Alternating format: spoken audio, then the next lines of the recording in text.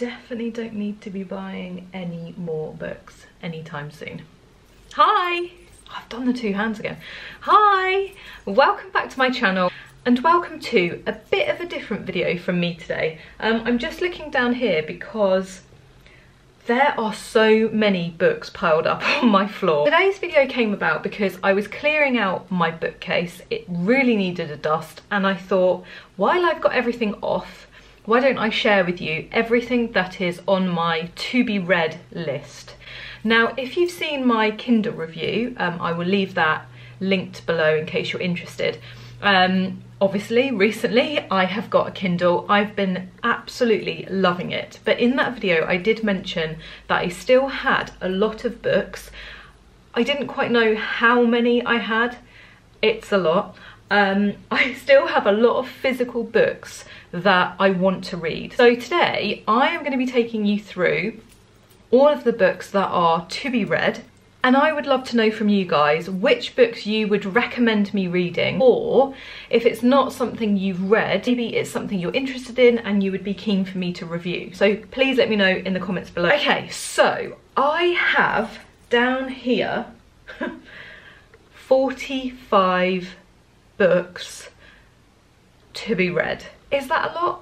It feels a lot to me. I can't help thinking that I have a bit of a book problem. So I have 45 books down here. I have categorised them as well as I can. So we have a few self-improvement books, a few sort of psychology, marketing, business books. I like to dabble in those now and again. A couple of memoirs / biographies, a couple of historical fiction, and then the bulk of those 45 books tend to be in Chiclet, of course, and also modern fiction. So I'm going to show you what is in my to be read pile. I'm not going to tell you about each book. I mean, let's be honest, that would just take forever. This would be the longest video ever. But if there's anything kind of special or notable about the book, I'll let you know. We're going to start with Chiclet, and this is probably the bulk of the 45 books that I've got. First up, just because it's on top of the pile, we have Veronica Henry, A Home from Home. I love Veronica Henry. She's definitely one of my favourite authors. This I think I've had on my bookshelf for ages. This is the good thing about this, is that I kind of pick things out and I think, oh, actually, didn't even realise I had that, but it sounds pretty good. So this is The Women Who Fell in Love for a Week by Fiona Walker. You know how much I love a Lucy Diamond book. So this is Something to Tell You. Honestly, I don't know when I bought half of these books. Is this Chiclet? I mean, I think Lisa Jewell is Chiclet. I'm going to class it as Chiclet. This is The House We Grew Up In by Lisa Jewell. This looks a little bit more gritty than the stuff I've previously read from her. Anyway, there are a couple of Christmassy ones in here. So we have The Christmas Wish by Tilly Tennant. Love a Christmas book. I allow myself to start reading them on the 1st of December. My birthday's at the end of November, so once that's come and gone, then I really get in the festive spirit. Another Christmassy one is The Wedding in December by Sarah Morgan. I'm a sucker for a pretty cover. Isabel Broom, Then, Now, Always.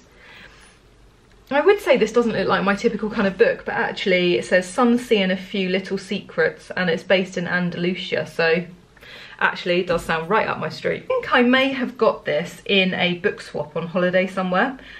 I absolutely love a hotel that's got a book swap. This is Miss You by Kate Eberlin. Apologies if I've got that wrong. This is another one that I think I got from a book swap on holiday. This is The Olive Branch by Jo Thomas. This is probably one of the ones that's been on my bookshelf longest. This is Jane Fallon, Faking Friends. Then we have another Christmassy one. You can always rely on Karen Swan for a great festive read. So this is The Christmas Party. Another Lucy Diamond book, On a Beautiful Day. It always has such pretty covers. That's the thing I miss actually about a Kindle. You don't really get to see the pretty colourful covers on a paperweight. Anyway, another Veronica Henry. This is How to Find Love in a Bookshop. anything book related. Makes me feel cozy. I'm starting to run out of space here. This is all going to topple over in a second, you just wait. Another Christmassy one and another Sarah Morgan one. Have I already picked up a Sarah Morgan one? I feel like I have. I don't think I've read any of her stuff before, but I have two in my to be read pile. So this is Miracle on 5th Avenue. Again, talk about a pretty cover. All this is glittery as well. Jane Costello, not an author that I've read anything by, I don't think. And this is Summer Nights at the Moonlit Hotel. One dance class, 3 friends, 2 gorgeous men, and a whole lot of secrets. That's a kind of typical Chiclet format right there, isn't it? This looks like another Christmassy one. This is Ali Harris, again, an author I've never read anything from. And it is Miracle on Regent Street. Another Karen Swan book. Honestly, I've got so many Christmassy books here to read. I might have to start reading in November rather than December. They're not quite the same, are they, in January? So this is The Christmas Secret by Karen Swan. Another Veronica Henry. This is actually quite a small book.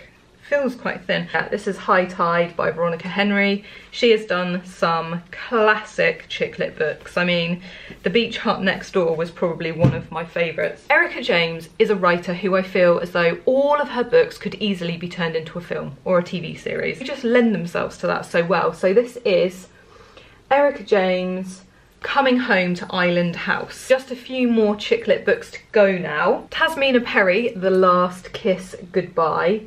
I previously read a lot from Tasmina Perry and haven't read anything from her for ages. Also, this looks very different to what I would normally expect from her.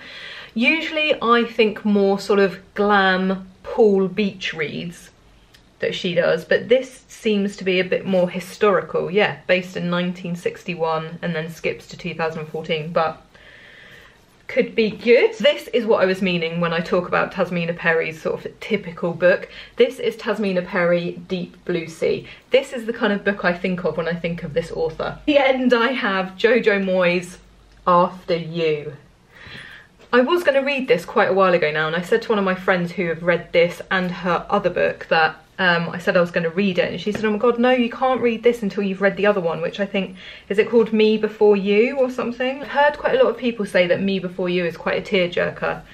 I have to be in the right frame of mind to read something like that. I generally want to be uplifted or I want to escape. That is all my to be read Chiclet. I'm just looking down here to see what sort of genres we've got. Okay, how about self-improvement?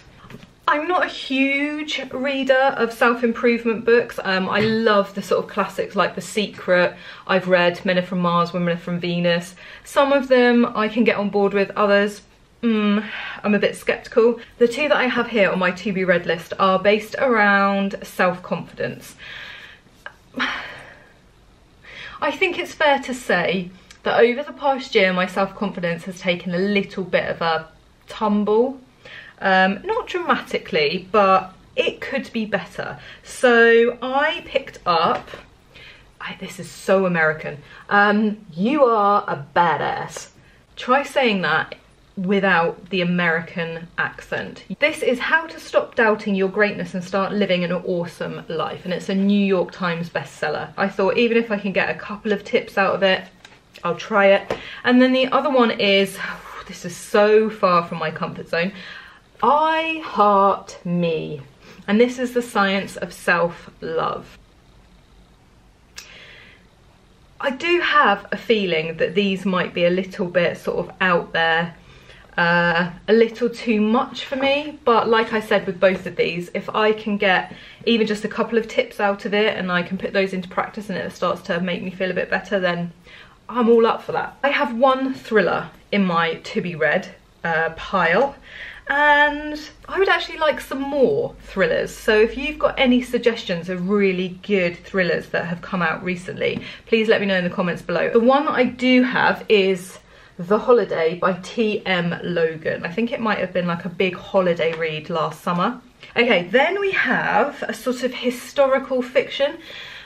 This is probably, it's not really one of my kind of big genres, but when I do read them, if I find a good one, I really enjoy them. So I have The Dreaming Suburb by Delderfield. My dad actually picked this out for me for Christmas. I had mentioned to him that I was really interested in the home front during the war. I love learning all about that. During history, that was kind of my favourite element. He's read a lot from this author and he suggested this one and got it for me for Christmas. So yeah, I'm actually quite keen to read that because it's very different. The other one I have in historical fiction is East of the Sun by Julia Gregson. I'm not even sure why this is on my shelf. I think my sister may have given this to me after she read it years ago. Those are the historical fiction books that I have to read. I then have a few sort of psychology, marketing, business books. I'm generally quite interested in that.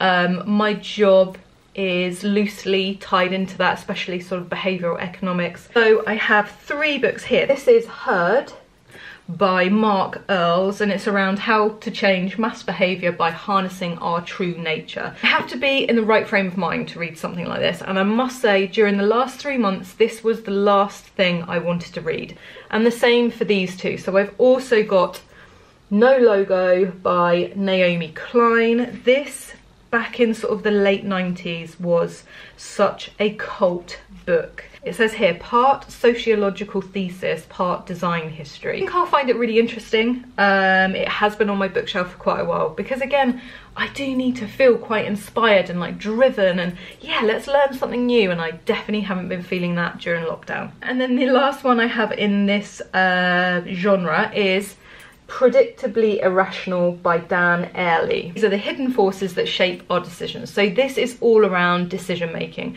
why we make the decisions we make, how we can influence people to make the decisions we want them to make. So those are all the business, sort of psychology, more intellectual books, I'm going to say, non-fiction. Then we have a couple more non-fiction. These are more memoirs, biographies, I guess you could call them. So my dad lent me this one and I've still yet to read it, but actually it's quite cute. I've just looked in it and it's got some really cute little sketches and old photos, which I quite like. Really brings the story to life. This is The Durrells of Corfu. And then the other one I have within sort of biography memoir is 3 Cups of Tea. And this is by Greg Mortensen. Then we come into my sort of second most popular genre, I guess, which is contemporary modern fiction. I am so behind, aren't I, in having not yet read this. I actually received this as a Secret Santa present at work in December. And you know what? As Secret Santa presents go, this was brilliant. Where the Crawdads Sing by Delia Owens. I have not read this yet. I have no idea what to expect. I've seen so many people review it, talk about it, post about it on Instagram, but I've generally avoided it because I wanted to make my own mind up about this book. This one also has been on my shelf for a long time, and I'm not quite sure why. This is We Are All Completely Beside Ourselves. Wow, this has been out for so long. This was shortlisted for the Man Booker Prize 2014. Again, I have no idea what this is about. The next one that I have is The Muse by Jessie Burton. I read The Miniaturist quite a few years ago now and I loved it. So when I saw this come out, I immediately picked it up. Miniaturist was very different, and actually that story probably stays with me more than so many other books that I've read. Shoemaker's Wife by Adriana Trigiani. Is that how you pronounce it? I read Lucia by the same author. I thought it was brilliant, so when I saw this I picked it up. Then I also have, hey, Celeste Ng's other book. So I read Little Fires Everywhere. I actually did a review of that versus the TV adaptation. I'll again leave that linked below. I really enjoyed the book.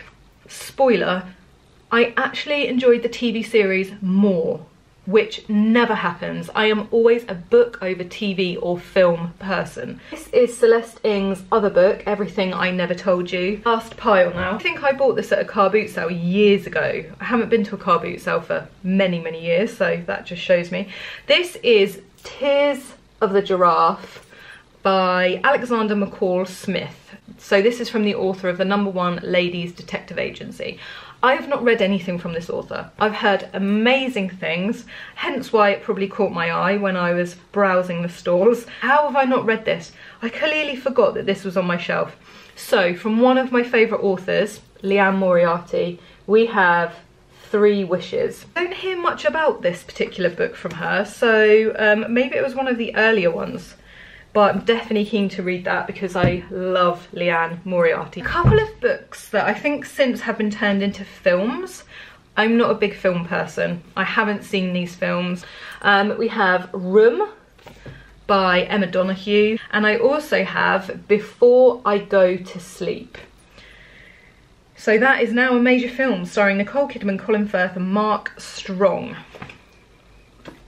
Brass Ring by Diane Chamberlain. This doesn't seem like my kind of book. Again, I think maybe I might have picked this up at a car boot sale or in a book swap on holiday. We also have Harvesting the Heart by Jodie, is it Picoult? Again, not immediately my kind of thing. I have read a couple from this author before and I think they're a bit more, they're sort of based around quite big, quite topical themes. Then I have, so the second to last on my to read pile is Lisa Jewell and The Girls.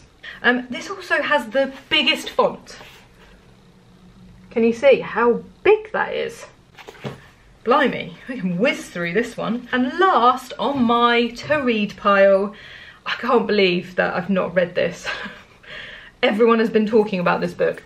It's Holly Bourne, How Do You Like Me Now? There's a lot of people raving about this book. It looks very kind of now, very relatable. That is everything that I have on my to read pile.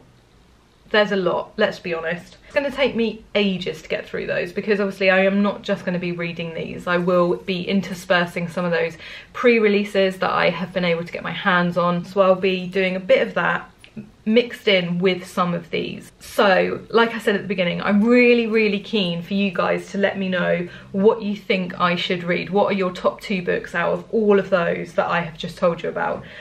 Whether it's because you loved that particular book and you'd recommend it, or whether it's because you'd like to see me review that book, just let me know in the comments below. Thank you so much for watching. I hope you enjoyed this kind of whiz through my to be read pile. It's quite a hefty pile. If you enjoyed this, please give it the thumbs up below. It really helps my channel. And if you're watching this and you haven't already subscribed, please press that little red button in one of these corners. Right, I'm going to pack all of these back now on my bookshelf. I'm going to put them in colour order because I am a geek like that. Thank you so much for watching, and I hope to see you again back here next week where I will have another video for you. Take care. Bye.